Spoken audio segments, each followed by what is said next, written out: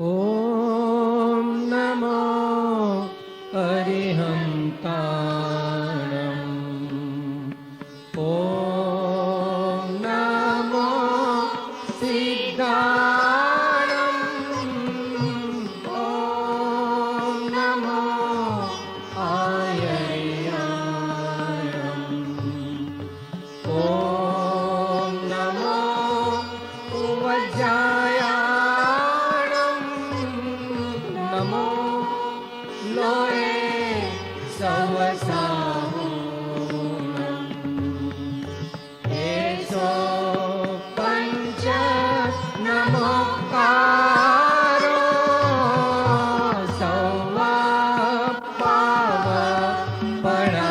सौवापावपणासनो मङ्गलाणं च सौवेसिं परमं हवै मङ्गलम्।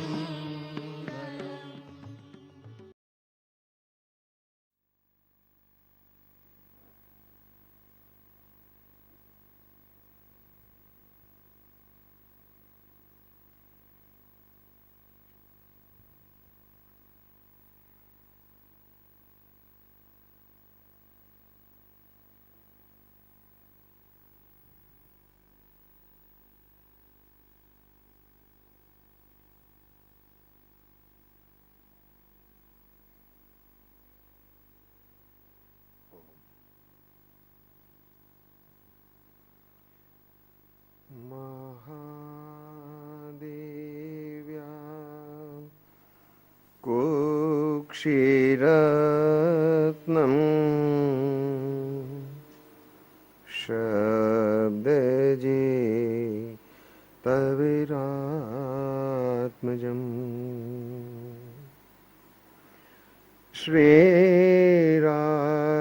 श्रीराजचन्द्र महं वन्दे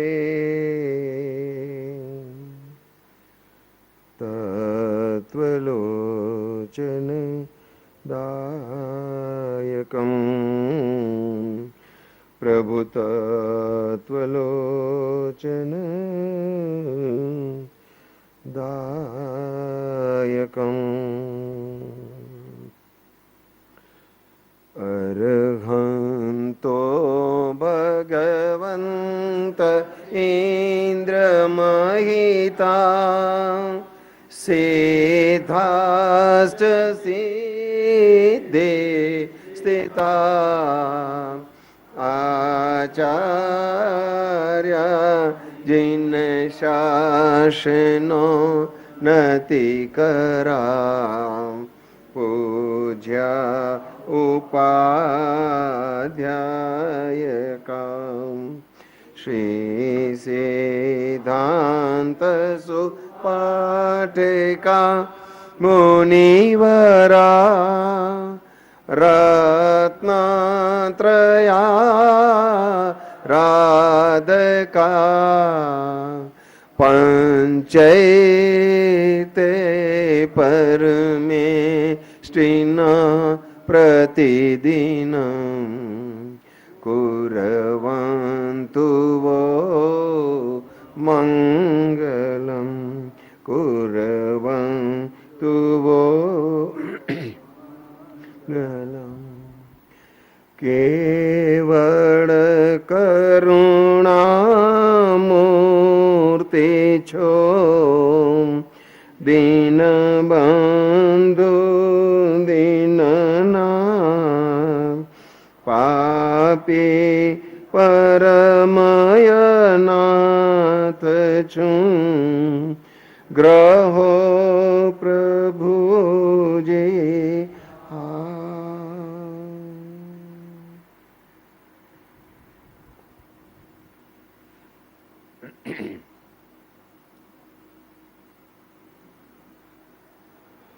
શ્રીમદ રાજચંદ્ર વચનામૃત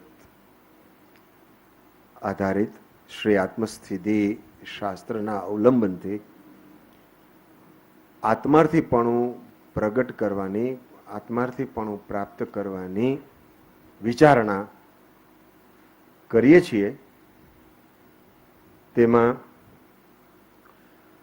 મતાર્થીના લક્ષણો આપણે પહેલા વિચારીએ છીએ, કારણ કે લક્ષણ કયા મતાર્થીના, મતાર્થ જાવા કાજ, ત્યાર પછી આત્માર્થીના લક્ષણ કહેવામાં આવશે.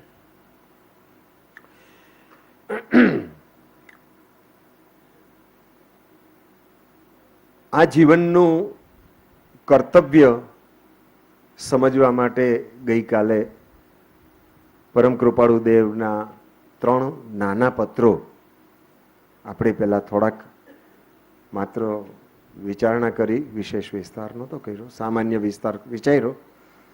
પણ આ જીવનનું કર્તવ્ય એક પત્રમાં પરમ કૃપાળુ દેવે એમ પણ કહ્યું છે કે આયુષ્ય પૂરું થાય તે પહેલા અવશ્ય કરવા યોગ્ય આટલી વસ્તુ તો ઓછામાં ઓછી છે, એવું પણ એક પત્ર કર્યો છે.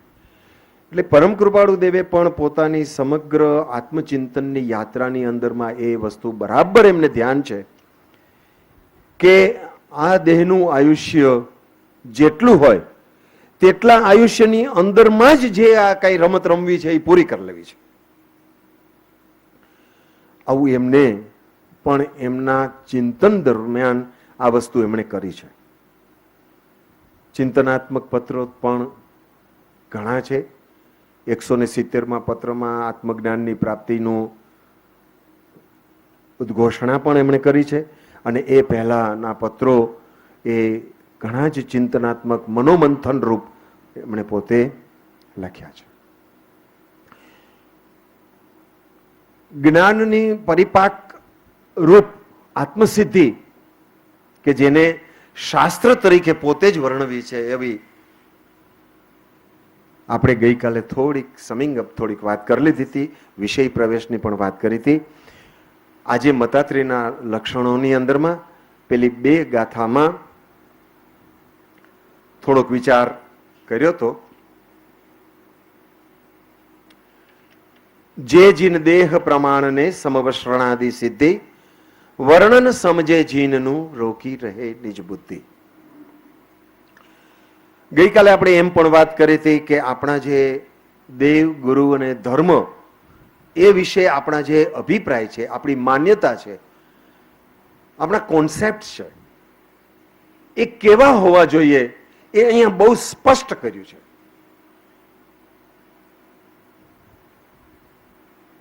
અભિપ્રાયની અંદરમાં જ હમણાં આપણે બૃહદાલસ નામ લીધું ને, ધર્મ ને અધર્મ પ્રરૂપ્યા શ્રદ્ધા, અધર્મ ને ધર્મ પ્રરૂપ્યા અને શ્રદ્ધા, ગુરુને કુગુરુ માન્યા અને કુગુરુને ગુરુ માન્યા, બરાબર? આ બધું જ. અને દેવને કુદેવ માન્યા અને કુદેવને દેવ માન્યા. આ શું કર્યું? આ શું કર્યું? શું આ મિથ્યાત્વ દ્રઢ કર્યું? આ માન્યતાના આધારે દ્રઢ થયું. આ અહીંયા માન્યતા મૂકવાની વાત કરે છે. આમ તો જે તો બહુ સહેલી છે વસ્તુ. જે જીવને સદગુરુ ઉપરમાં અનન્ય નિષ્ઠા હોય, આસ્થા હોય, એને માન્યતા મૂકતા વાર લાગે નહીં, અથવા વાર લાગવી જોઈએ નહીં. હા, તો હવે એમ નથી પૂછવું કે જ્યાં વાર લાગે તો શું કેવું, એવું નથી પૂછવું. ના પાડો અશોકભાઈ, ના પાડે, નથી પૂછવું.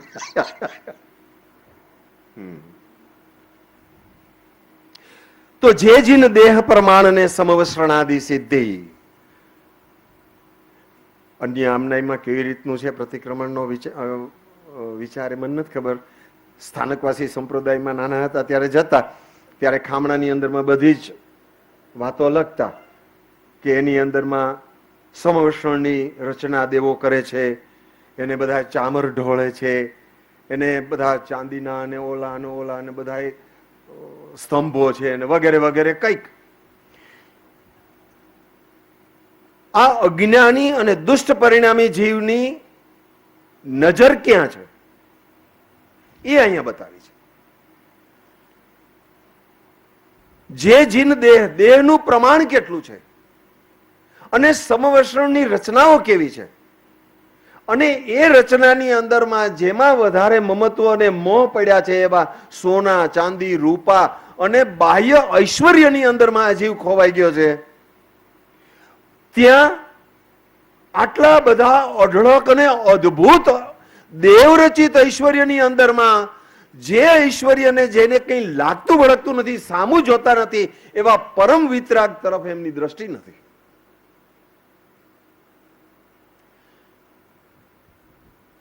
તો મંદિરની અંદરમાં આંગી થાય, એ આંગીની અંદરમાં પરમાત્મા દેખાય કે આંગી દેખાય છે, એ જેવે વિચાર કરવો જોઈએ. ફૂલોની આંગી, દીપકની આંગી, કેટલીક પ્રણાલિકાઓ જે ચાલુ થઈ છે, પણ એની પાછળના હાર્દને પકડીએ તો કંઈક ધર્મ સમજાય. નહીં તો રૂઢિગત માન્યતાઓ દ્રઢ થયા કરે અને જીવને એ વિચાર પણ નથી આવતો કે આ રૂઢિગત માન્યતાથી જ કરવામાં આવતો ધર્મ એ મિથ્યાત્વને પોષક છે કે મિથ્યાત્વનું ઉન્મૂલન કરનારો છે, એ નથી ખ્યાલ આવતો.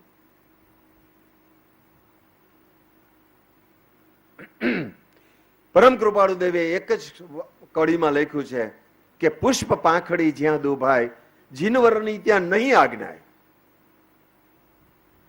બાહ્ય ધર્મ એક જગ્યાએ એમ પણ લખ્યું છે કે આવો બધો કુટારો કરી મૂક્યો છે, એવું લખ્યું છે. આ અંદરમાં કેટલો અંદર વેદન હશે. એ ધર્મ આજે સરસ ચાલે છે. અંતર ધર્મની કોઈને ખેવના નથી બોલનારને ખેવના. બોલનારો બોલી જાય છે, સાંભળનારો સાંભળી જાય છે, પ્રસંગ પૂરો થાય છે ને સૌની ઘેરે જાય છે. અંદર કસક જાગતી નથી. મિથ્યાત્વ મૂકવું હોય, આત્માર્થીપણું પ્રાપ્ત કરવું હોય તો પહેલા અંદરના દોષો શું છે એ સમજવા જોશે, એ કાઢવા જોશે, અને પછી આત્માર્થીપણું પ્રગટ થશે. એમને એમ કોઈ મને એમ તમને મુમુક્ષુ કહે તેથી આપણે મુમુક્ષુ થઈ જતા નથી. મુમુક્ષુની વ્યાખ્યા 254 કેટલી અર્થ ગંભીર લખી છે, જુઓ. છે ને શું લખી છે?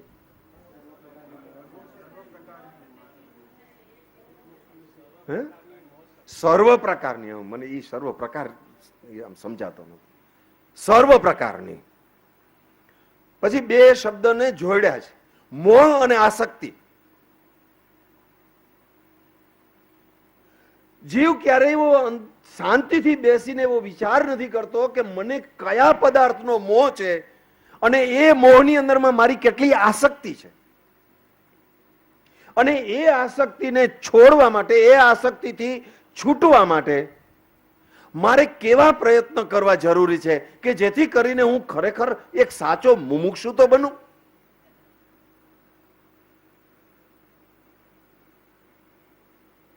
કાર્યક્રમના બંધનો, કાર્યક્રમને સફળ કરવાના બંધનો, એક કાર્યક્રમ પૂરો કરવાના, કાર્યક્રમની આયોજન કરવાના એવા કેટલાય બંધનો, એક ભોજનના બંધનો, ભોજનના મેનુના બંધનો, મેનુ ખાધા પછી એના સ્વાદના બંધનો. હું આ એટલા માટે બોલું છું કે આ જીવ આવા વિવિધ કારણોની અંદરમાં બંધાયેલો છે, જકડાયેલો છે. સ્વ વિચારણા ન ઉત્પન્ન થાય ત્યાં સુધી છૂટકો નથી થતો. સદગુરુ તમને માર્મિક વચનો કહી દે, તમને આંગળી ચીંધીને દોષ બતાવે, પણ અંદર કાઢવાનો પુરુષાર્થ તો મારે ને તમારે જ કરવાનો છે. કોણ કરશે? તમારો દોષ હું કાઢી આપીશ કે મારો દોષ તમે કાઢી આપશો? તો અહીંયા દેવ પ્રત્યેની જે માન્યતા અંદરમાં રૂઢી થઈ ગઈ છે તે માન્યતાનો ઉચ્છેદ કર્યો છે. આ પરમ કૃપાળુ દેવ નીડર કહેવા છે. એ જુઓ, જે જીન દેહ પ્રમાણને સમવસ્ત્રણાદિ સિદ્ધિ વર્ણન સમજે જીનનું રોકી રહે નિજ બુદ્ધિ. વિતરાગ કેવા છે, પરમાત્મા કેવા છે. અહીંયા પૂજ્યશ્રી વારંવાર 3 ગુણનું આપણી પાસે વાત કરે છે. વિતરાગતા, સર્વજ્ઞતા અને હિતના ઉપદેશક. બરાબર? આ 3 ગુણ તરફ તો મિનિમમ આપણી નજર જવી જોઈએ. આમ તો ઘણા ગુણો છે, પણ જે ગુરુ જે ઘૂંટાવે છે એ ઘૂંટાયેલું પરમાત્માના દર્શન કરતી વખતે યાદ આવે કે નહીં? જયમાલા બોલો છો, ભાવ પૂજા કરો છો, એ વખતે યાદ આવે. ચાલો એ તો નિમિત્ત પણ છે, બરાબર. ઇન શોર્ટ અહીંયા જે કહેવામાં આવ્યું છે એને હૃદયમાં રાખવું. ત્રીજી ગાથા. પ્રત્યક્ષ સદગુરુ યોગમાં વર્તે દ્રષ્ટિ વિમુખ, અસદગુરુને દ્રઢ કરે નિજ માનાર્થે મુખ્ય. પ્રત્યક્ષ સદગુરુ યોગમાં વર્તે દ્રષ્ટિ વિમુખ.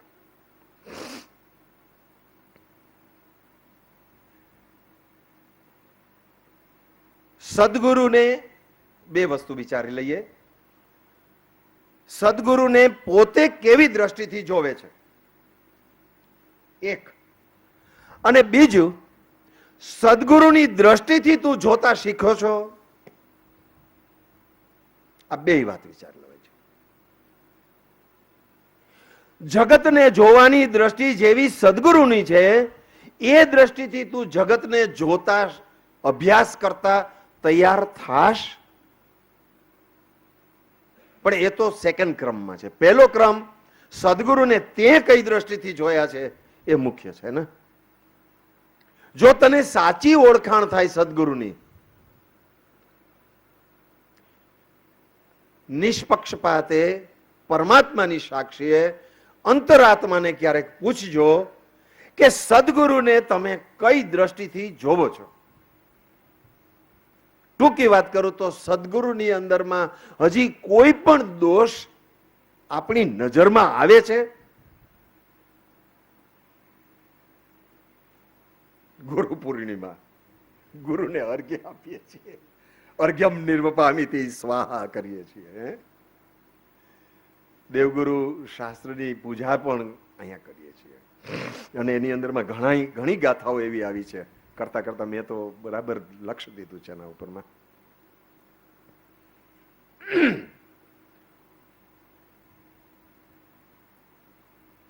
પેલા બરાબર ઓળખી લો, કઈ વાંધો નહીં. કસોટી કરવાની પરમ કૃપાળુ દેવ પોતે પોતાના વિશે પણ હા પાડી છે કે પેલા જેની પાસેથી ધર્મ માંગવો તેની પૂર્ણ ચોકસી કરવી, આવું લખ્યું છે. મને ચોકસી કરી લ્યો, પણ આખી જિંદગી ચોકસી કરવામાં હોય ન જાય, બરાબર ને? નહીં તો શું થાય? પૂરું, ખેલ ખતમ.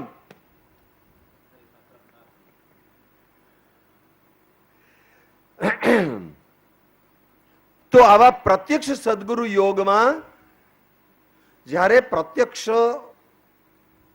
પેલા તો સદગુરુ મળે, બહુ પુણ્યના યોગે મળે, પછી મહત પુણ્ય હોય તો એની ઓળખાણ પણ થાય, અને ઘણા બધા પુણ્યના ઢગલા હોય તો એની આજ્ઞાનું પાલન થઈ શકે. આવું 777 લખ્યું છે. તો સદગુરુ. પણ જયારે ઓળખાણ થાય ત્યારે તો એ પ્રત્યક્ષ બને છે તમારી પાસે. અને આજે સવારે બી કીધું કે પરમાત્માની લઘુકૃતિ છે, અદ્રશ્ય વસ્તુ દેખાતી નથી, આમાં દેખાય છે. 172માં પત્રમાં આ જે કંઈ અત્યારે બોલ્યા ને એ પોતે બધી જ વસ્તુ એમણે કીધી છે. એના મન વચન કાયાની પ્રત્યેક ચેષ્ટાનું નિધિધ્યાસન કરવું. પછી શું લખ્યું? 7મો મુદ્દો છે, તેમણે સંમત કરેલું સર્વસંમત કરવું. આ એની દ્રષ્ટિથી ચાલવાની વાત છે, એની દ્રષ્ટિથી ચલાય છે. હજી નિજ છંદન ચાલે છે. તો વચનામૃતમાં જે વેદાંત ભાષીનું વાક્ય લખ્યું છે, કવિત, નિજ છંદન સે ના મિલે હેરો વૈકુંઠ ધામ, એવું લખ્યું છે.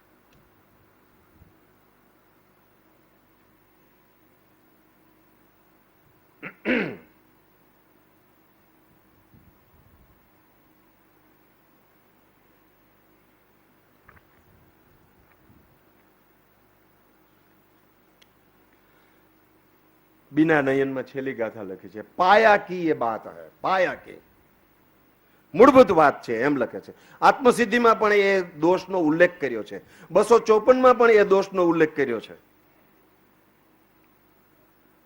पाया की ये बात है निज छंदन को छोड़, पीछे लाग सतपुरुष के तो सब बंधन तोड़. પીછે લાગવાની વાતમાં પણ આપણે ખરેખર એવું બને છે? થોડુંક વિચાર.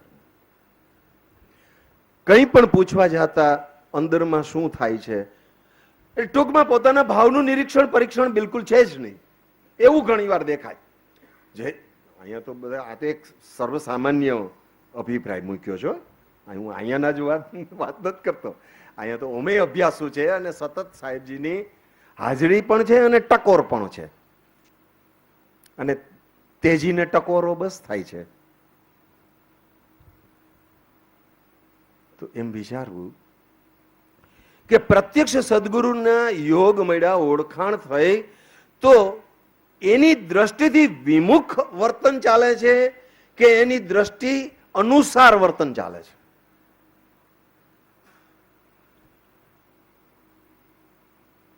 અને બીજા ચરણની અંદરમાં એમ મૂક્યું છે કે અસદગુરુને દ્રઢ કરે નિજ માનાર્થે મુખ્ય. માનાદિક શત્રુ મહા નિજ છંદે નમરાય, જાતા સદગુરુ શરણમાં અલ્પ પ્રયાસે જાય. તો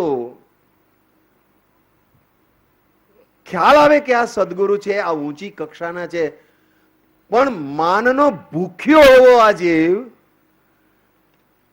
જ્યાં માન મળે ત્યાં જાય છે. પછી એ સદગુરુ હોય તોય ભલે, ના હોય તોય ભલે. એ દોષ આપણામાં સદગુરુના મેળાપ થયા પછી રહેવો જોઈએ નહીં. ચોથી ગાથા. દેવાદિગતિ ભંગમાં જે સમજે શ્રુત જ્ઞાન, માને નિજમત વેશનો આગ્રહ મુક્તિ નિધાન. શ્રુત જ્ઞાનની વાત છે. દેવની ગુરુની વાત કરી, હવે શ્રુત જ્ઞાનની વાત કરે છે. પહેલી વાત તો એ કે આગમની અંદરમાં જે જે વસ્તુના ભેદ અને ભાંગા કયા છે એમાં જ શ્રુત જ્ઞાનની પરિપૂર્ણતા સમજે છે. આ શ્રુત જ્ઞાન છે. કેટલીક વાતો મોઢે કરી લેવી, કેટલીક વાતો બીજાને સમજાવવી, એની ચર્ચા કરવી, આવી પ્રવૃત્તિની અંદરમાં શ્રુત જ્ઞાન હું સમજુ છું એવા દેખાડવા રૂપ ક્રિયા આ જીવની થયા કરે છે. ઘણીવાર એમ થાય કે આ જીવ ક્યારે શાંત થશે?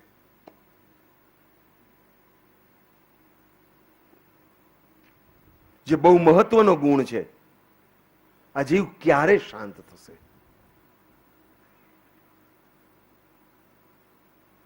બહુ બહુ વિચારવા જેવી વાત છે. સંઘની અંદરમાં પણ અસંગ રહેવાની વૃત્તિ જાગે, દ્રશ્યને અદ્રશ્ય કરતા આવડે તો ગમે તેવી પરિસ્થિતિની અંદરમાં પણ શાંતિ રાખી શકાય.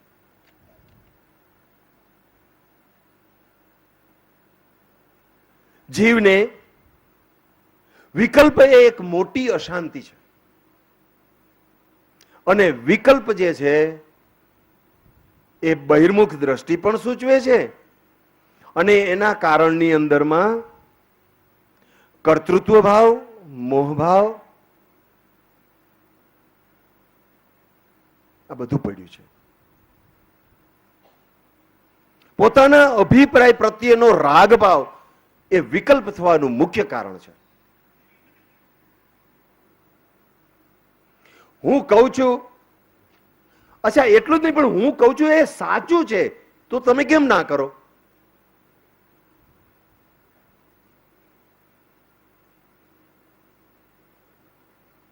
ક્યાં શાંતિ?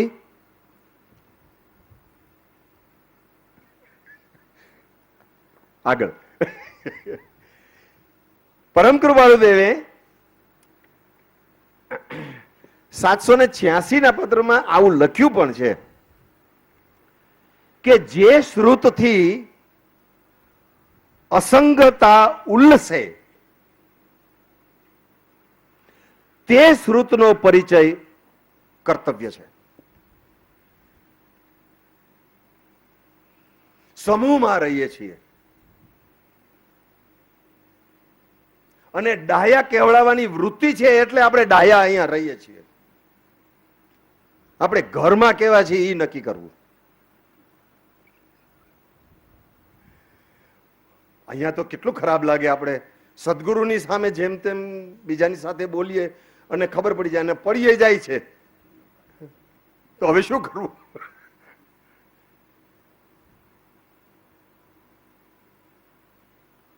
પોતે પોતાનો સદગુરુ થવાને લાયક છો,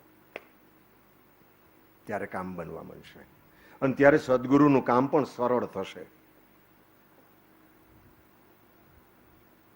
ઘણી વાર એમ થાય કે ભૂખરા પથ્થરને આમ ટાંકણી મારે ને તો જેટલું કાપવું હોય એટલું ન કાપે, પણ ભડભડ બીજું કપાઈ જાય.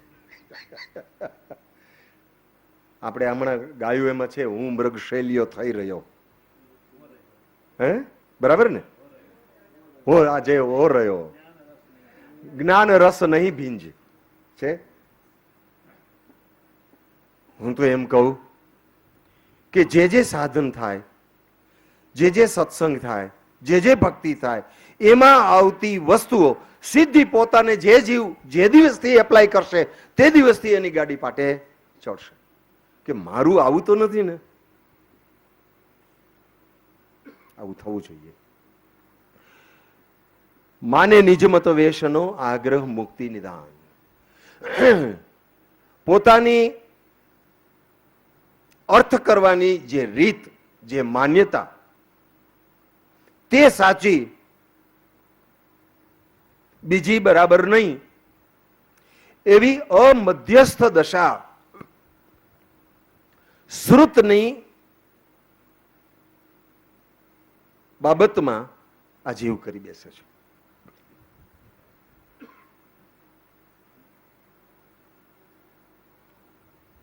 વિશેષ આનો વિચાર કરવો હોય તો મુનિ અમરેન્દ્ર વિજયજીએ આત્મજ્ઞાન અને સાધના પથ લખ્યું છે, એ વિચારી જવું. ખૂબ સુંદર ડિટેલની અંદરમાં લખ્યું છે અને લખ્યા પછી એને ઘણું સહન પણ કરવાનું આવ્યું છે. કારણ કે દોષ દેખાડે એ તો કોઈને ગમતું નથી, અને એમાં સમાજની અંદરમાં પ્રચલિત દોષ દેખાડે તો કેટલા બધાને એ અસર કરે. એ બધા દોષ આપણામાં છે.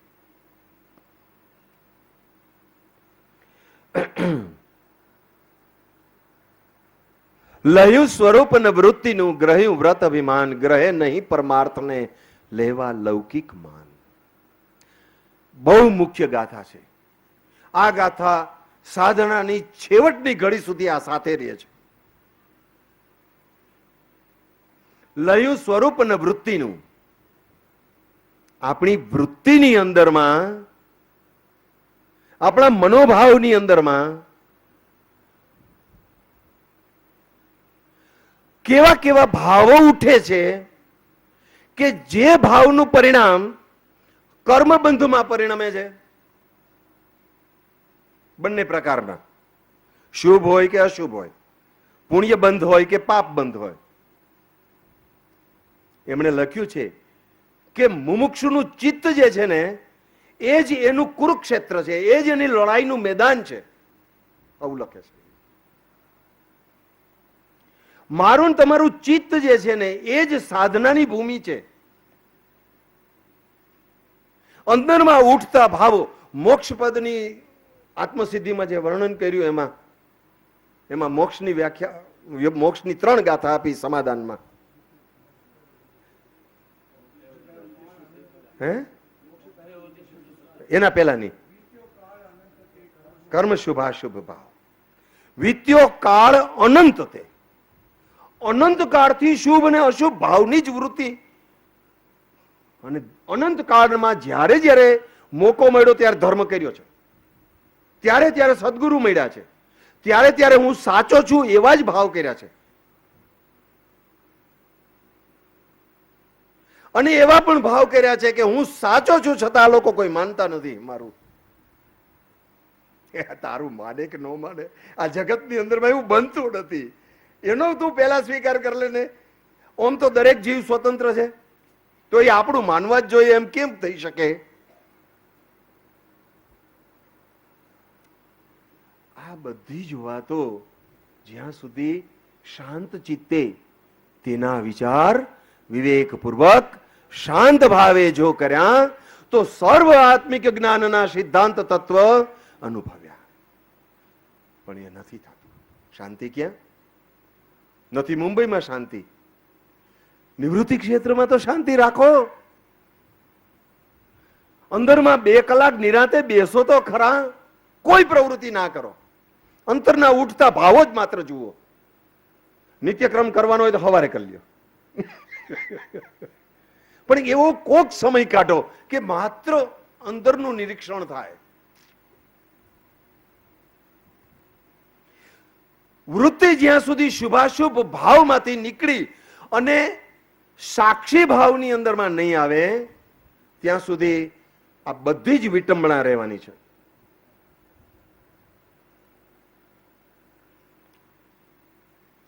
એમાં 2 સ્ટેજ છે. સ્ટેજ કહો અથવા 2 સ્થિતિ છે એમ કહો.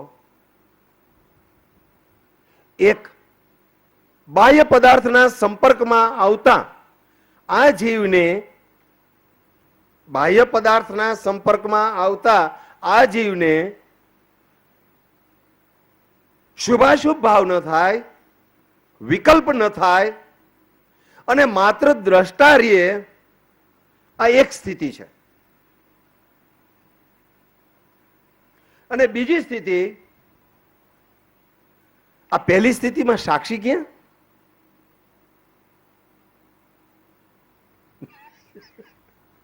આ પહેલી સ્થિતિમાં હજી બહિર્મુખ અવસ્થા જ છે. બહારમાં દેખે છે, જુએ છે, જાણે છે, સમજે છે. વિકલ્પ ન કરવા એ બોધને આધારે ઉપશમાવે પણ છે. પણ સાક્ષી ક્યાં? ત્યાં પોતાનો સાક્ષી હાજર રાખે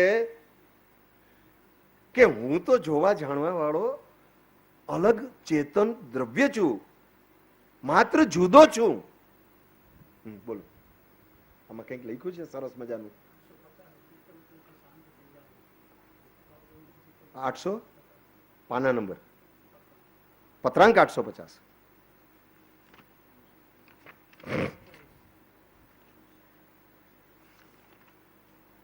હા, એ બરાબર છે. અમારું ચિત્ત અને ચિત્તવૃત્તિઓ એટલી શાંત થઈ જાઓ કે કોઈ વૃદ્ધ મૃગ પોતાના માથામાં આવતી ખુજલી શાંત કરવા માટે અમારા શરીરને જળ પદાર્થ સમજીને એનું માથું અમારી સાથે ઘસે. આમ લખ્યું છે. અને શરીરના સ્પંદનો ચિત્તવૃત્તિ શાંત થવાથી શરીર બિલકુલ જળ જેવું થઈ ગયું. તો આ ચિત્તની વૃત્તિને કેટલી હદ સુધી શાંત દશામાં લઈ જવાની વાત એ પત્રમાં કરી છે, એ વિચારી જજો. Thank you શરદભાઈ. લયું સ્વરૂપ ને વૃત્તિનું ગ્રહ્યું વ્રત અભિમાન.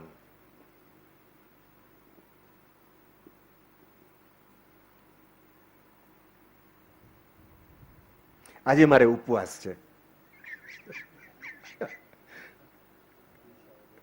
આજે મારે આટલા દ્રવ્યની બંધી છે. આજે મારે આમ છે, આજે મારે તેમ છે. મેં વ્રત કર્યું છે. જે વાક્ય બોલાય છે તેમાં હું, મારે, મેં એના ઉપર ભાર છે કે વ્રત ઉપર ભાર છે? ગ્રહ્યું વ્રત અભિમાન. આ બધી જ આંતર ખોજની વાત છે, આ બહારની વાત નથી.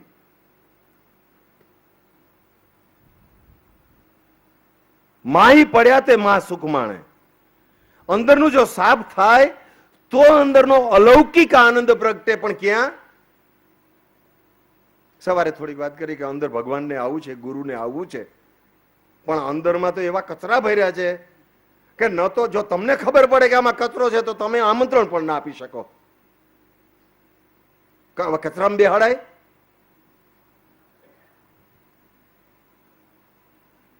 લયું સ્વરૂપ ન વૃત્તિનું ગ્રહ્યું વ્રત અભિમાન. ગ્રહે નહીં પરમાર્થ નહીં, લેવા લૌકિક માન. બહુ મોટો વિસ્તાર છે, અહીંયા સંક્ષિપ્ત કરીએ છીએ. અથવા નિશ્ચય નહીં ગ્રહે માત્ર શબ્દની માય. લોપે સદવ્યવહારને સાધન રહિત થાય. નિશ્ચય નહીં, વ્યવહાર નહીં. સમજવા પૂરતું બધું બરાબર છે, સમજવા પૂરતું બધું બરાબર છે, પરંતુ જે સમજણ વારંવાર આડી આવે, કાંટો પગમાં લાગ્યો હોય ને જેમ કસકની જેમ વારંવાર ઉદ્ભવ પામે અને અંદરમાં શાંતિનું પરિણામ ન લાવે, એ શાસ્ત્ર જ્ઞાન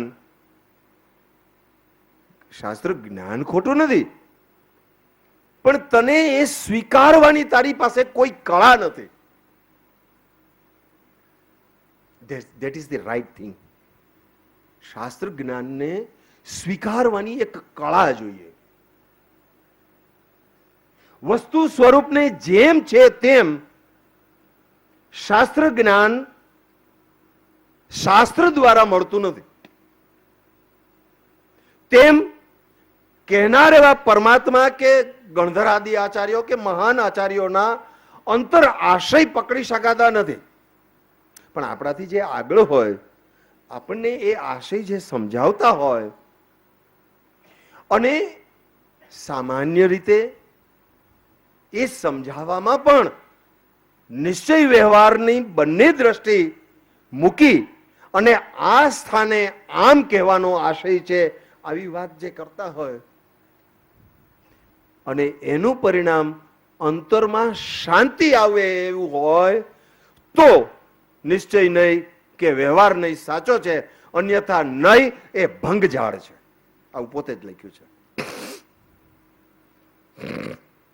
તમને થશે કે આ શું આ બધું ઊંધું કેવા જ બેઠા છે અહીંયા, પણ આમાં આવું આવે છે એવું કહું છું બાપુ.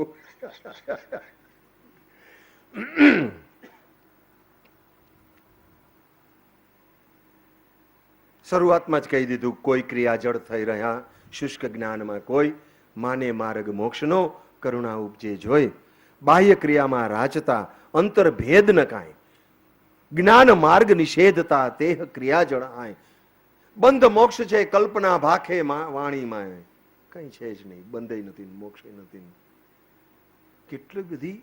કેટલો બધો દ્રષ્ટિનો અંધાપો છે.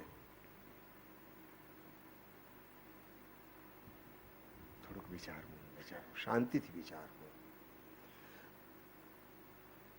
જેની મહાનતા વિશે આપણે એક વાણીનો શબ્દ ઉચ્ચારી શકીએ નહીં, એટલો મહાન ધર્મ આપણી પાસે આ પ્રાપ્ત થયો છે.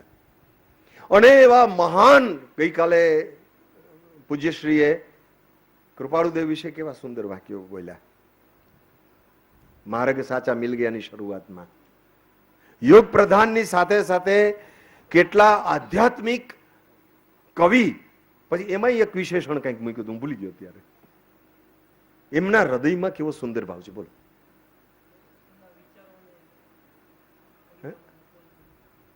કેવું વાતો મૂકી છે.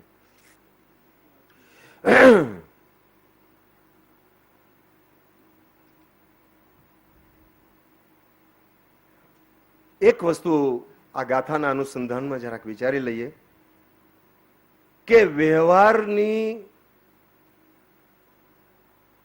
ઉપાસના થતા થતા નિશ્ચય પ્રાપ્ત થાય છે. જે મને સમજાય છે કહું છું, બાકી તમારે સાહેબ પાસે સમજી લેવું. વ્યવહારની ઉપાસના કરતા કરતા નિશ્ચયની પ્રાપ્તિ થાય છે. અને એ નિશ્ચય શું છે કે પોતાના વાસ્તવિક સ્વરૂપ, પોતાનું અસ્તિત્વ, પોતાનું એન્ટિટી, હું વાસ્તવિક હું, શરીર નહીં, ત્યાં સુધી પહોંચાય છે. પણ એ પહોંચવાનો માર્ગ વ્યવહારનો છે. નિશ્ચય રાખી લક્ષ્યમાં સાધન કરવા સોય.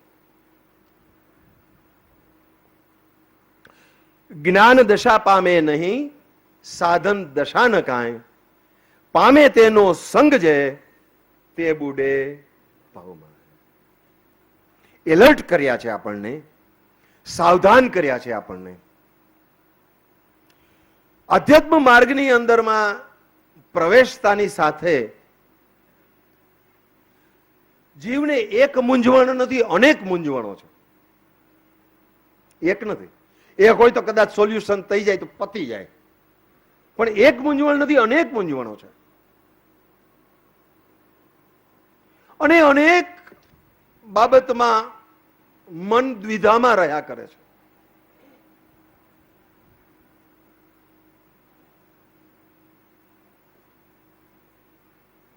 એ દ્વિધા ટાળવાનું કામ સદગુરુનું છે. એ દ્વિધા ટાળવાનું કામ સદગુરુનું છે. એ સમાધાન આપે છે. શાસ્ત્ર ન સમજો તો કાંઈ નહીં, તમારા મનની અંદરમાં જે પ્રોબ્લેમ છે એનું સમાધાન એ આપે છે. જ્યારે સમાધાન પ્રાપ્ત થાય છે અને જ્યારે તમે કન્વિન્સ થાવ છો, તમે સહમત થાવ છો, ત્યારે તમે હળવા ફૂલ થઈ જાવ છો. બેન કઈ કેવું છે?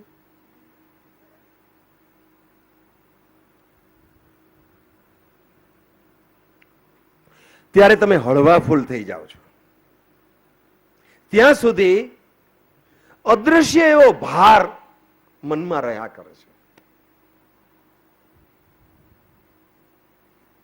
તો ત્યાં વાસ્તવિક સમજણ જ્યાં સુધી મળતી નથી, એવા કોઈ અથવા તો વાસ્તવિક સમજણ પ્રાપ્ત થાય તેવા સાધનના કરવા વાળા કોઈ સાચા આત્માર્થી જીવો કે આત્માર્થી પણ એ થયા ન હોય, એવાનો સંગ મળે તો કલ્યાણકારી નથી એમ કહેવા માંગે છે. કલ્યાણકારી નથી. એવાનો સંગ કરો કે જેના સંગે અધ્યાત્મ માર્ગની અંદરમાં ભાઈબંધ દોસ્તાર જેમ સડસડાટ આગળ વધે એવી રીતે આગળ વધી શકે.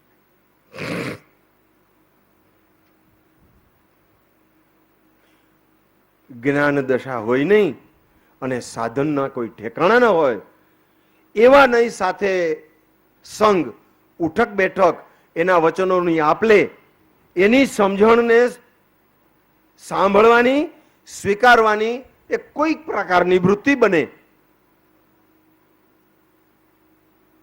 જીવ એ વખતે પણ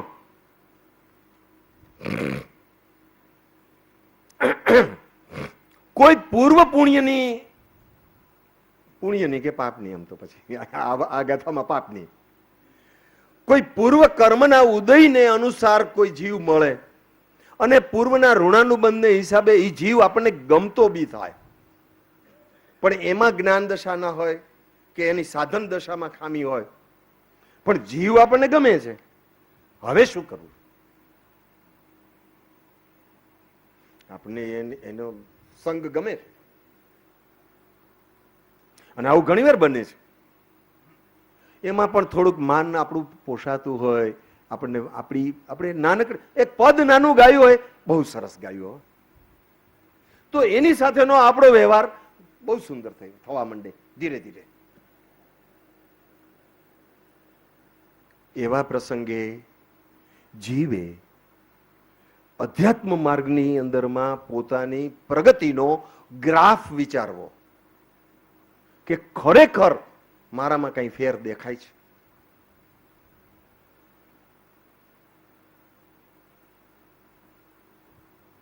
ગ્રાફ વિચારવો, પછી હવે પોતે ગ્રાફ કરે કે કોકની પાસે કરાવે એ પછી તમે નક્કી કરી લેજો. પોતે ગ્રાફ કરે ક્યાં જાય? કાગળની ઉપર વયો જાય. એ પણ જીવ મતાર્થમાં નિજમાં અનાદિ કાજ પામે નહીં પરમાર્થને અનઅધિકારી.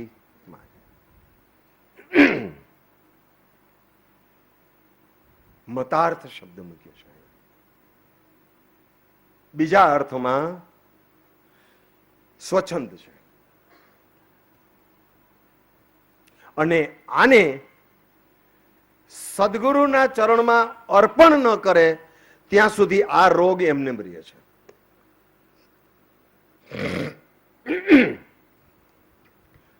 કેવલ્ય બીજ કવિતાની અંદરમાં પરમ કૃપાળુ દેવે શું લખ્યું છે?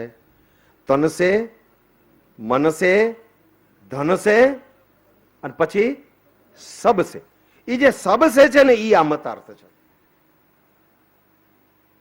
પોતાના મત મૂકે અને સદગુરુની દ્રષ્ટિએ ચાલે, બીજા અર્થમાં કહીએ તો પોતાનું અસ્તિત્વ મિટાવે, ત્યારે કામ બને છે. ગુરુ કરતા પહેલા ઘણી વાર, બહુ લાખ વાર વિચાર કરવો, તારું અસ્તિત્વ મટી જશે. તો અહીંયા એ પણ જીવ મતાર્થમાં નિજ માનાદિ કાજ. મતાર્થ કેમ છે? પોતે માને છે, ઈ માન્યતામાં એને રાગ છે અને એ છોડવો ગમતો નથી. પરમ કૃપાળુ દેવે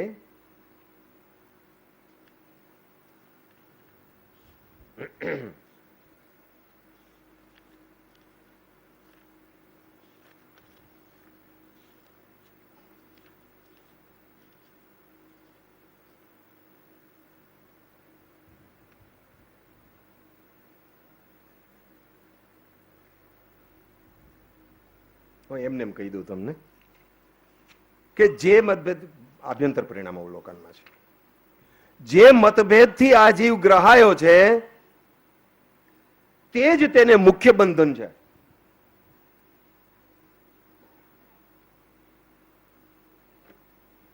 અને એ મતભેદ છોડવો એટલા માટે નથી ગમતો કે મારો છે, એ છે એ એટલા માટે છોડવો નથી ગમતો કે મારું હંમેશા સાચું હોય. આ બધી ઊંધી માન્યતાઓની વાતો છે. એટલે હું કહું છું તે સાચું. એટલે આટલી બધી જે વાતો કરી એ પોતાના અંતર્દોષ દેખાડ્યા. આ ઘડિયાળ કાંટો તો ચાલ્યા જ કરે છે.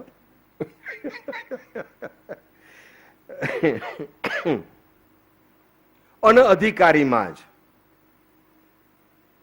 સવારે પૂજ્યશ્રી સવારે કે કાલે એમ બનતા સુધી કીધું હતું, જીવના અનધિકારીપણાને લીધે તથા સત્પુરુષના યોગ વિના સમજાતું નથી. તો પણ જીવને સંસાર રોગ મટાડવાને એના જેવું બીજું કોઈ પૂર્ણ હિતકારી ઔષધ નથી, એમ વારંવાર ચિંતવન કરવું. તું માને કે ન માને પણ ચિંતવન તો કર જ, કે આ જ સાચું છે, આ જ મારે કરવા યોગ્ય છે. ભલે મારી માન્યતામાં આવતું નથી, મારી માન્યતાને ગોળી મારવી છે, એમ કરીને સામે પડો તો અધ્યાત્મ માર્ગમાં આગળ વધાય. નહીં તો પાળવા વાળા તો ઘણા છે, આપણને બહાર નહીં છે, અંદર નહીં છે.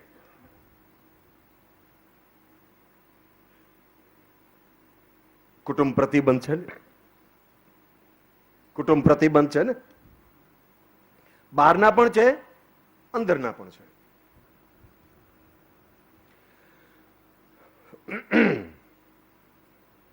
જ્યાં આવા પ્રતિબંધ અને આવી વિચારણા છે, અંતરના આવા મલિન દોષો છે, જે દોષ પોતાને દેખાતા નથી, કોઈ દેખાડે તો તે સ્વીકારાતા નથી, કારણ કે દોષો પ્રત્યે રાગ પડ્યો છે.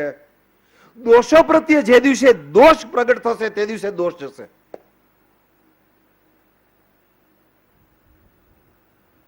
આપું રેફરન્સ તમને કૃપાળુદેવનું. ક્રોધ પ્રત્યે તો વર્તે ક્રોધ સ્વભાવતા, માન પ્રત્યે તો દીનપણાનું માન જો, માયા પ્રત્યે માયા સાક્ષી ભાવની. આ લખ્યું છે.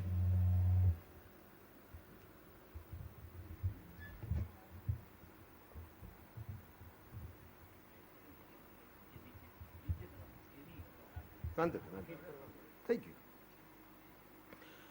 નહીં કશાય ઉપશાંતતા, નહીં અંતર વૈરાગ્ય, સરળપણું ન મધ્યસ્થતા, એ મતાર્થી દુર્ભાગ્ય. સમિંગઅપ કરે છે, સમિંગઅપ કરે છે, હવે પૂરું કરે છે. નહીં કશાય ઉપશાંતતા, બહુ મોટો વિષય છે. એનાલિસિસ કરવા જેવો વિષય છે. ચારિત્ર મોહની ચાર પ્રકૃતિ ખતમ કરવાનો વિષય છે. સંકિત પ્રાપ્ત કરવા માટેનો વિષય છે. અને આત્માર્થીની અંદરમાં પણ શરૂઆતની 4 ગાથા પછી 5મી ગાથામાં કશાયની ઉપશાંતતા માત્ર મોક્ષ અભિલાષ ભવે ખેદ પ્રાણી દયા ત્યાં આત્માર્થ નિવાસ દશા ન એવી જ્યાં સુધી જીવ લહે નહીં જોગ મોક્ષ માર્ગ પામે નહીં મટે ન અંતર રોગ આવે જ્યાં એવી દશા સદગુરુ બોધ સુહાય તે બોધે સુવિચારણા ત્યાં પ્રગટે સુખદાય જ્યાં પ્રગટે સુવિચારણા ત્યાં પ્રગટે નિજ જ્ઞાન જે જ્ઞાને ક્ષય મોહ થઈ પામે પદ નિર્વાણ. આ આખી વાત ચારિત્ર મોહના 16 યોદ્ધામાંથી આગળ રહેલા 4 મહાયોદ્ધાને પરાસ્ત કરવાની આમાં કંઈક સંકેત છે. જુઓ, નહીં કશાય ઉપશાંતતા. ક્રોધ, માન, માયા ને લોભ, એક ગુણને અવગુણને એક અવગુણને વિચારો કે એ આપણા અંતરના ભાવોમાં શું કામ પ્રગટ થાય છે. ક્રોધ પ્રગટ થાય છે શા માટે, અથવા એનું શું નિમિત્ત કારણ છે અને એનું શું ઉપાદાન કારણ છે. 2 વાત. વસ્તુ પ્રગટ થાય છે, અવગુણ ઉભો થાય છે, અંતર પ્રવાહની અંદરમાં મલિનતા ઉત્પન્ન કરે છે. એ મારો તમારો સર્વનો અનુભવ છે અને એ વાસ્તવિક છે, એ હકીકત છે. પણ એ ઉત્પન્ન શું કામ થાય છે એ પ્રશ્ન કરો.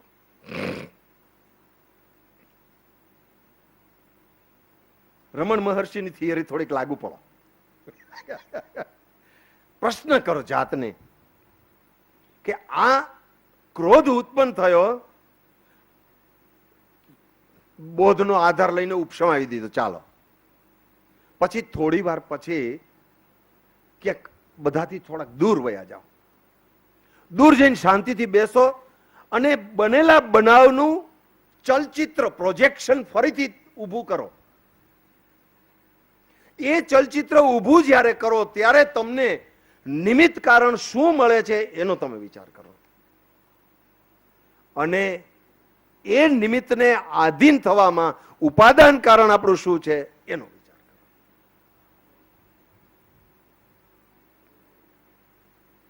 એક સરસ એની અંદરમાં વાત લખી છે પુસ્તકમાં કે પડદા ઉપરમાં ચિત્ર હોય તો પડદો દેખાતો નથી, પણ ચિત્ર દેખાય છે, ફિલ્મ દેખાય છે, બરાબર ને? પણ પ્રોજેક્ટર બંધ થઈ જાય, લાઈટ વહી જાય અને ચિત્ર પેલા પીસી સરકારની જે માયા હંકેલાઈ જાય તો પડદો કેવો રહે છે? કેવો રહે? એવો ને એવો.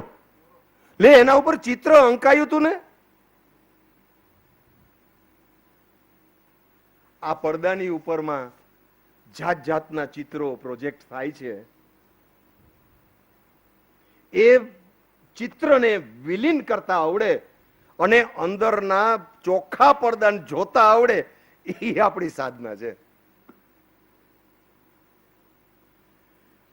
તો જે દોષ, આ તો ક્રોધની એકની વાત કરી, પણ ક્રોધ, માન, માયા, લોભ, હાસ્ય, રતિ, અરતિ, ભય, શોક, જુગુપ્સા, સ્ત્રીવેદ, પુરુષવેદ, નપુંસકવેદ, આ બધા જ દોષો. કામીની વાત કરી, કોને વાત કરી બહુ યાદ નથી, પણ કોઈ પ્રસંગ ના હોય, મનના વિચારોથી જ કામ ઉભો થઈ જાય. કેમ થાય છે? અને એ કેમ, પહેલા તો એનું ઉદ્ભવ, પછી એની એ જળવાય છે કેમ, શું કામ ટકે છે, એની વૃદ્ધિ શું કામ થાય છે, એનો વિસ્તાર શું કામ થાય છે. અને તમે એને કઈ આમંત્રણ આપતા નથી, તમે એની સાથે તમે કોઈ સારો વ્યવહાર નથી કરતી, માત્ર દ્રષ્ટાભાવનો વ્યવહાર કરો છો, તો એની મેળાએ વિલીન પણ કેમ થઈ જાય છે? વિચાર કરો. ઉપશમ ભાવથી શરૂઆત કરીએ. પણ ક્ષયનું લક્ષ્ય પકડી રાખીએ તો કશાયની ઉપશાંતતા. બીજું, માત્ર મોક્ષ અભિલાષ, નહીં અંતર વૈરાગ્ય. મતાર્થીના લક્ષણ છે, નહીં અંતર વૈરાગ્ય. શું વાત કરવી. આજે તો વૈરાગી જીવોમાં વૈરાગ દેખાતો નથી. બહુ વિચારણા થાય છે. જે એક ભગવાન મહાવીરના આદર્શ છે, એનીવે આપણા અંતરની અંદરમાં વૈરાગ્ય આવતો નથી. આદર્શની મેં વાત એટલા માટે કરી કે એને જોઈને, એનું નિમિત્ત પામીને જીવને કંઈક સુધરવાનો મોકો છે. એ રસ્તો પણ દૂષિત થયેલો માલુમ પડે છે. પણ જે છે તે છે. સાહેબે કીધું ને, કાળ દોષ છે, બીજું શું કરીએ. બીજાને તો સુધારવાની આપણી શક્તિ નથી, પણ આપણે તો સુધરીએ. તો જે પર વસ્તુની અંદરમાં મોહ છે, બહુ પુણ્ય કેરામ લખ્યું, પર વસ્તુમાં નહીં મૂંઝવો, એની દયા મુજને રહી. એ ત્યાગવા સિદ્ધાંત કે પશ્ચાત દુઃખ તે સુખ નહીં. પર વસ્તુની અંદરમાં મોહ છે, પર વસ્તુમાં સુખબુદ્ધિ છે. 108માં શું લખ્યું? હે જીવ, તું ભ્રમામાં, તને હિત કહું છું. સુખ અંતરમાં છે, બહાર શોધવાથી નહીં મળે. અંતરનું સુખ અંતરની સમશ્રેણીમાં છે. નિમિત્તાધીન દ્રષ્ટિ ફરી ફરી ચલિત થઈ જશે. ન થવા અચળ અને ગંભીર ઉપયોગ રાખ. માન્યતા સ્થિર કરી લે. કદાચ વર્તનની અંદરમાં ક્યાંક પડવાનું બનશે, પણ માન્યતા પાકી કરી લે કે પરદ્રવ્યની અંદરમાં સુખ નથી. પર જીવનું સુખ પણ મને કામ આવતું નથી, તો જળ પદાર્થ, એવા પર પદાર્થો જે છે એમાં સુખ છે જ નહીં. પણ હોય તોય કેવી રીતે કામ આવે? છે જ નહીં, નિયમથી નથી. પણ ચેતન દ્રવ્યમાં તો છે ને, તમારામાં તો સુખ નામનો ગુણ છે, પણ તમારું સુખ મને કામ જ્યારે આવતું નથી. અને જે જળ દ્રવ્યની અંદરમાં તો સુખ નામની કોઈ વસ્તુ જ નથી. પણ આ કેવડી મોટી ભ્રાંતિ અને કેટલા કાળથી ચાલી આવે છે. સુધરવાના કોઈ મોકા નહોતા મળ્યા પ્રભુ. માન્યતા સુધારવાના કોઈ મોકા પેલા ક્યારેય નથી મળ્યા. માન્યતા એમને એમ ચાલી આવી. 522માં લખ્યું છે, છેલ્લા પેરેગ્રાફમાં વાંચી લેજો. જે પદાર્થની સાથે સંયોગમાં જીવ આવ્યો છે, તે પદાર્થની અંદરમાં તેને આત્મભાવે કરીને તેને રાખ્યો છે. મમત્વ ભાવે કરીને એ પદાર્થ સાથે જીવ્યો છે. અને એ મમત્વ ભાવ જ્ઞાન વિચારે કરીને ગાળતા પહેલા કાં તો એ પદાર્થનો વિયોગ થયો છે અને કાં તો આપણો વિયોગ થયો છે. એટલે એ પૂર્વ સંજ્ઞા આ ચાલુ ભાવની અંદરમાં પણ ચાલી આવે છે. અને એ પૂર્વ સંજ્ઞાને કારણે જ તમને કયો અમુક અમુક રંગ ગમે છે, અમુક અમુક સ્વાદ ગમે છે, અમુક અમુક માન્યતા ગમે છે, અમુક અમુક વ્યક્તિ ગમે છે. એ પૂર્વ સંજ્ઞા છે. અહીંયા એમ કહે છે, નહીં અંતર વૈરાગ.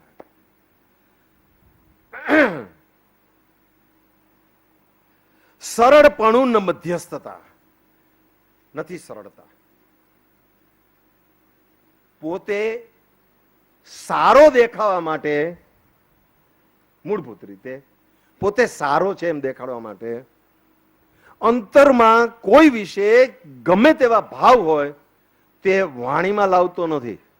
એ દંભ કરે છે. આજ સવારે જ કીધું, આમ કર્યું ને.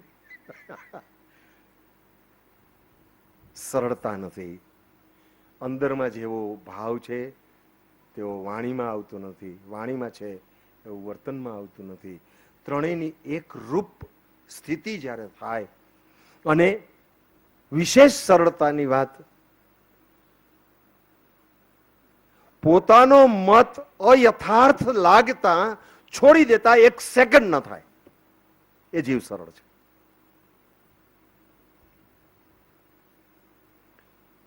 અને ન મધ્યસ્થતા. પોતાના વિરોધી કે પોતાના વિરોધી મતવાળાઓ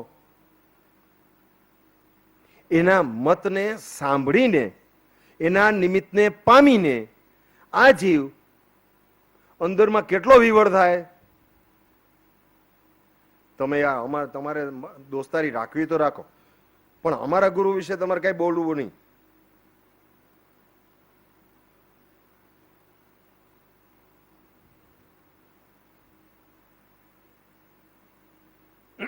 હોતા જગત સ્વયં પરિણામ. જે વસ્તુ બને છે એ બને છે, બનવાની હોય છે તે બને છે. આપણું કર્તવ્ય ચૂકીને આપણે એમાં ભળીએ છીએ. આપણે એમાં કેમ શાંત નથી રહી શકતા, જ્ઞાતા દ્રષ્ટા નથી રહી શકતા? એ તમારો અભિપ્રાય છે. મારે તમારા અભિપ્રાય સાથે મારો અભિપ્રાય મેચ નથી થતો, એટલે આપણે એ સાથે કઈ લેવા દેવા નથી. તમારો અભિપ્રાય તમારે ફેરવો હોય તો અનુભવે ફેરવો. મને આ આમ લાગે છે, પણ છતાં તમે ન માનો તો એમાં મારું કોઈ જોર નથી તમારી ઉપર. મધ્યસ્થ ભાવ, મૈત્રી, પ્રમોદ, કરુણા અને માધ્યસ્થ ભાવની અંદરમાં પેલા 3 ભાવ કદાચ ડેવલપ કરવા થોડાક સહેલા છે, પણ માધ્યસ્થ ભાવ ડેવલપ કરવો બહુ અઘરો છે.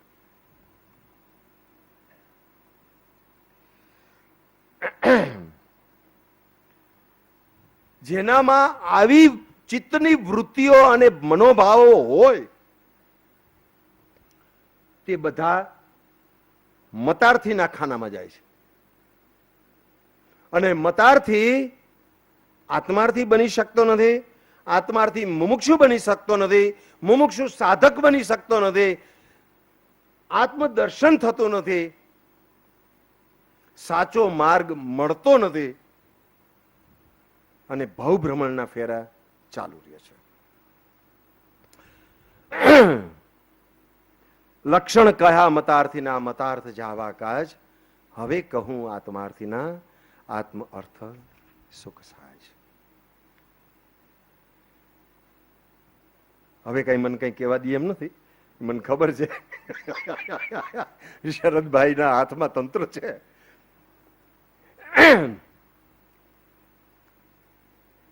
પણ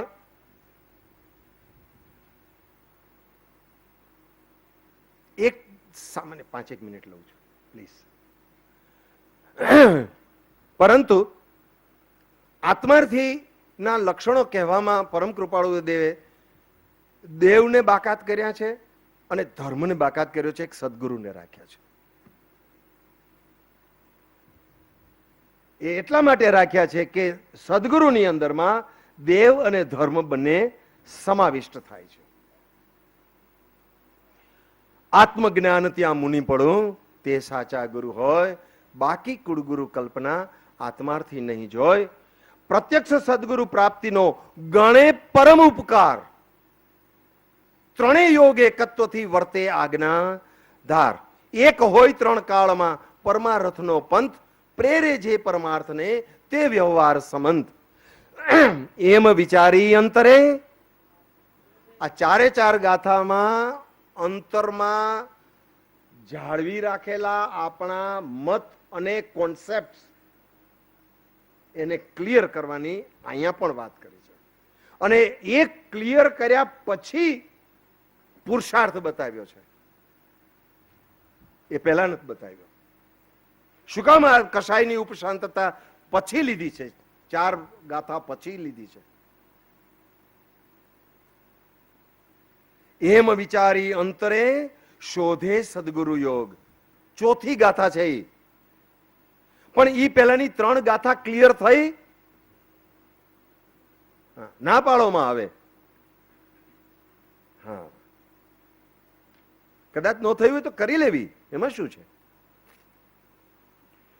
તો અહીંયા શોધે સદગુરુ યોગ, કામ એક આત્માર્થનું બીજો નહીં મન રોગ. અને સાહેબે મને સ્પષ્ટ કીધું છે, એટલે હું એ દોહરાવું છું કે કામ એક આત્માર્થનું એમ કદાચ ન થઈ શકે તો કામ મુખ્ય આત્માર્થનું એમ શરૂઆતની ભૂમિકામાં રાખવી, પણ એકાત્માર્થનું એ આપણી પાછળ રાખવું કે આત્માર્થ સાધ્યા સિવાય જો મૃત્યુ આવશે તો મહાન અર્થ થશે એમ વિચારી આત્માર્થ જેમ જલ્દી પમાય તેમ પ્રવૃત્તિ કરવી. તે પ્રવૃત્તિ કોઈને બતાવવાની જરૂર નથી, માત્ર પોતે સમજવાની જરૂર છે, પોતાના અંતરાત્માને વિશુદ્ધ કરવાની જરૂર છે, ભાવોની નિર્મળતા કરવાની જરૂર છે, મળ વિક્ષેપ અને અજ્ઞાન દૂર કરવાની જરૂર છે, અને અલ્ટિમેટલી શાંત થવાની જરૂર છે. આવી શાંત દશા આવશે, આવો શાંત સરોવર હશે, વિકલ્પ અને શું કહેવાય પાણો નાખીને તરંગ વગરનો અંદરમાં આત્મભાવ હશે, ત્યારે કોઈ મહાભાગ્યે આત્મદર્શન થશે એવું પરમ કૃપાળુદેવ વ્યાખ્યાન સાર 91 મુદ્દામાં પણ કહે છે, અન્ય જગ્યાએ પણ કહ્યું છે.